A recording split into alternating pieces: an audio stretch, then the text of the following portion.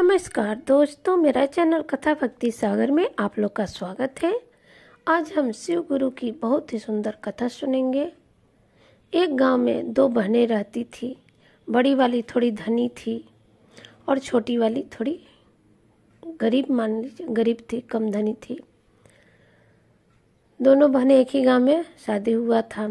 तो बड़ी वाली जो थी वो चर्चा में जाती थी, वो अपना फ्री रहती थी, चर्चा में जाती थी। छोटी वाली वो काम धाम से फुर्सत नहीं मिलता था, वो चर्चा में कम जाती थी, जाती ही नहीं थी मान लीजिए।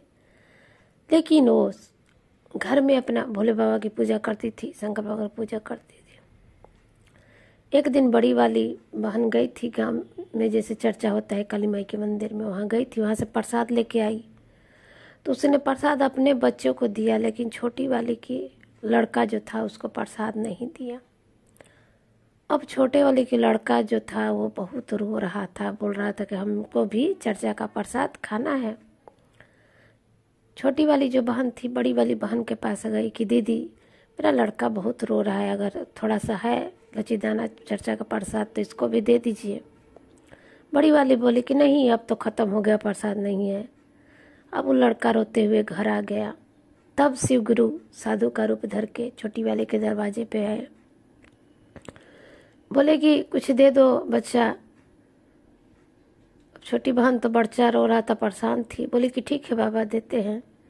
तब वही शिव गुरु पूछे कि अच्छा ये बच्चा क्यों रो रहा है? तो ये जिद कर रहा है शिव गुरु का प्रसाद खाने के लिए। मैं तो जाती नहीं, मेरी बहन गई थी तो ख़त्म हो गया, प्रसाद लाई थी।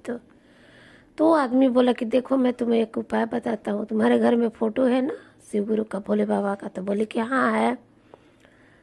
तो तुम 3 बेलपत्र, 3 ठो पत्ता बेल जो होता है, बेल का पत्ता बेलपत्र हम लोग बोलते हैं, उसको लेके आओ 3, और उसको धो धा के और भगवान के सामने रख दो और आंख बंद करके बैठ जाओ। आधा घंटा के बाद वो उठा लेना, अपने बच्चे को दे देना।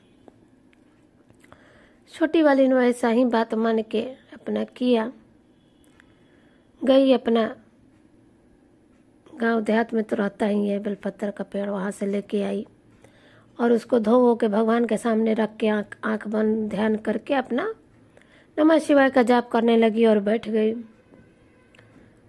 आधा घंटे के बाद आंख खोल रही है तो देख रही है कि वो 3 जो बेलपत्र का पत्ता है वो 3 सिल्फर बेल बन गया है। उसने उसको प्रणाम करके अपना उठा लिया, उठा के फोड़ा तो एक में सोने चांदी निकला, एक में हीरा जवाहरात निकला और एक में वही मिश्री लचीदाना निकला। वो लचीदाना उठा के अपने बच्चों को बांट दिया, अपने परिवार को बांट दिया। अब वो तो रातों रात एकदम धनी हो गई।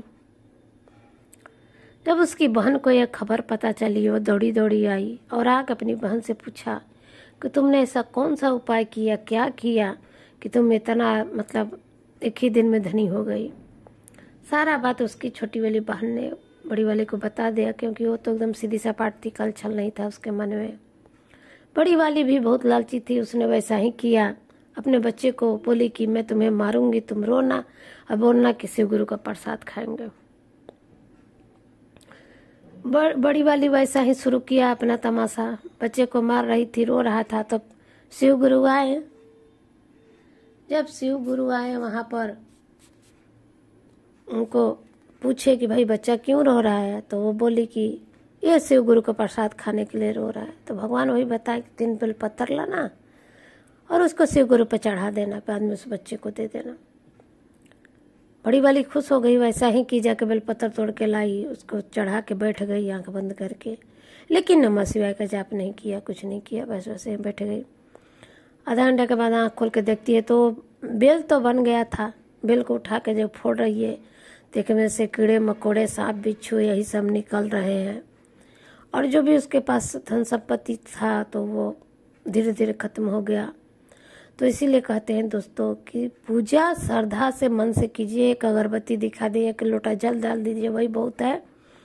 और लालच नहीं करना चाहिए, कभी भी लालच नहीं करना चाहिए। जिसके जो भाग्य में होगा वो मिलेगा ही मिलेगा, उसको दुनिया का कोई ताकत रोक नहीं सकता है।